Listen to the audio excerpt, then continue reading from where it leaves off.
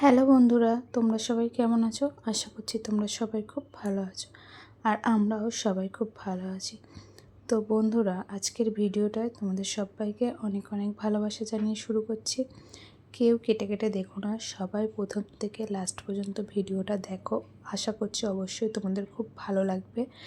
তো এখন হচ্ছে এত ব্যস্তর মধ্যে আছি যে সকালের কাজকর্ম, বাসি কাজকর্মগুলো তোমাদের সাথে সেরকমভাবে শেয়ার করতে পারছি না।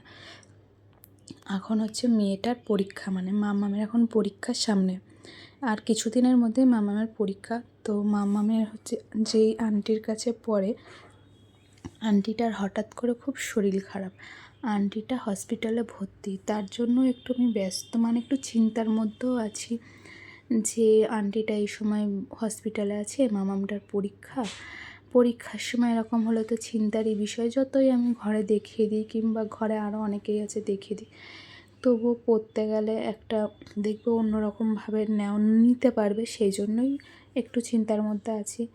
তো আন্টির ছুটি হয়ে গেছে আজকে আবার আন্টিটাকে একটু দেখতে যাব। আর এইদিকে এই ভিডিওর চিন্তা, সংসারের চিন্তা, সব রকম চিন্তাভাবনা মাথার ওপরে এসে পড়েছে। সারাদিন মানে সংসারের এটা খুঁটিনাটি টুকটাক চিন্তা তো লেগেই থাকে।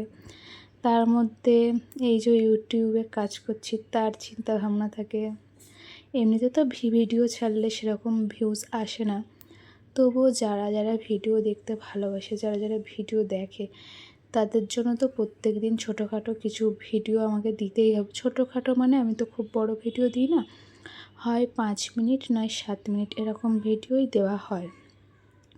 তো এই ভিডিওগুলোই অনেকেই দেখে খুব খুশি হয়, আর আমারও খুব ভালো লাগে।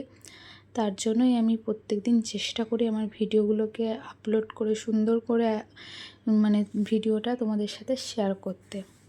তো এই তো পরিস্থিতি যেমনই যাক, ভিডিও দেওয়ার চেষ্টা করি। আর এমন পরিস্থিতি যাচ্ছে এখন, কি বলবো, ওই যে বললাম পরিবারের চিন্তার মধ্যে, আর এমন পরিস্থিতি দিয়ে যাচ্ছি যে তোমাদের সাথেও একটু শেয়ার করলাম। তো সকালবেলায় উঠেই তো দেখতেই পেলে, মেয়েকে আগে মানে টিফিনটা দিলাম, তারপর আমি বাসি কাজকর্মে হাত দিলাম। কেন, ওর সকালে খেয়ে পড়তে যাবে, পড়ে এসে আবার মানে এখন একটু ক্লাসের বড় হয়েছে না, তার জন্য ওর এখন 2টো মতন স্যার মানে পড়তে যায়। তারপরেও আঁকা শেখে, সেই আঁকার কাজ প্রচুর মানে চাপ পড়ে যায়। তার জন্য আগে ওকে খেতে দিয়ে দিই। আর আঁকা, এখন মেয়েটার পরীক্ষা, আবার আঁকাটাও ঠিক কিছুদিনের পরেই আঁকা পরীক্ষা হবে। তার জন্য ওকে রেডি হতে হচ্ছে যে এই আঁকা প্রতিযোগিতা যখন হবে, তার জন্য ওকে রেডি হতে হচ্ছে। তো আমি ওকে বললাম, তোর অসুবিধা হলে তুই স্যারের সাথে কথা বলবি, ড্রয়িং স্যারের সাথে, যে আমার একটু পরীক্ষাগুলো হয়ে যাক, তারপরে মানে আমিও নাই কথা বলে নেব, তবু ওকে আমি ফোন করে কথা বলে নেব। আর মেয়ে যেদিন ড্রয়িংয়ে যাবে সেদিন স্যারকে বলবে। তোকে সেটাই বললাম। তো তোমাদের সাথে অনেক কিছু শেয়ার করলাম যে কত টেনশনের মধ্যে এখন আমরা যাচ্ছি, আর পরিস্থিতিটা কেমন মানে আমাদের এখন যাচ্ছে, সেটাই তোমাদের সাথে শেয়ার করলাম। তা দেখো, আমার রান্না বান্না সব কিছু কমপ্লিট হয়ে গেছে। আর আজকে যে খুব বেশি কিছু রান্না করেছি তা নয়, আজকে ওই মাছের ঝোল করেছি আর উচ্ছে আলু ভেজেছি। যেহেতু ওই যে বললাম আজকে মামামের আন্টিকে একটু দেখতে যাব, তো দেখতে যাব বলে আবার রাতে বাড়ি আসবো কখন তার নেই ঠিক, রুটি মুটি করতে পারবো কি না, রাতের ভাত করব, তাই আজকের না একবেলার মতন মাছ করেছিলাম, দুবেলার মাছ করিনি। দুপুরে একটু মাছ মাখিয়ে ফ্রিজে রেখে দিয়েছিলাম যে রাতে বাড়ি এসে ভাজা করব। কেন এক জায়গা থেকে এসে না রান্না বান্না করতে ইচ্ছা করে না। আর দেখো, তোমাদের সাথে কথা বলতে বলতে কোথায় চলে এসেছি, মানে মেয়ের আন্টিকে দেখতে গেছিলাম, দেখতে গিয়ে বাড়ি চলে এসেছি।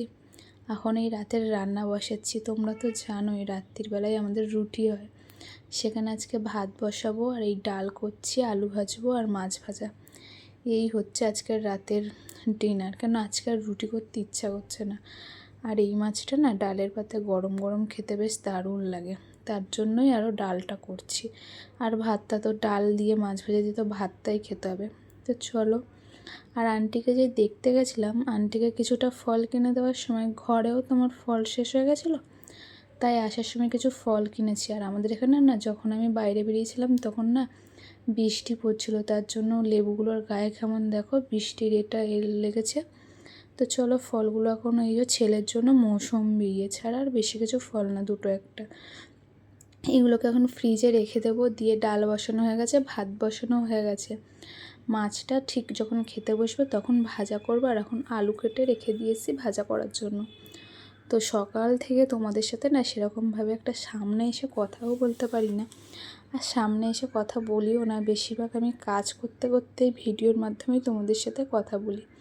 তো যা মশা হয়েছে এখন, যার জন্য আগে অল আউটটা লাগিয়ে দিলাম। কেন বলো তো, ঘরেতে না ছেলে আর মেয়ে দুজনা থাকবে না, ভীষণ মশা। তো চলো আজকের মতন টাটা। সবাই ভালো থাকো, সুস্থ থাকো, এইভাবে সবাই পাশে থেকো, ভালোবাসা দিও। তোমাদের ভালোবাসায় যেন এগিয়ে যেতে পারি। গুড নাইট, সবাই ভালো থেকো।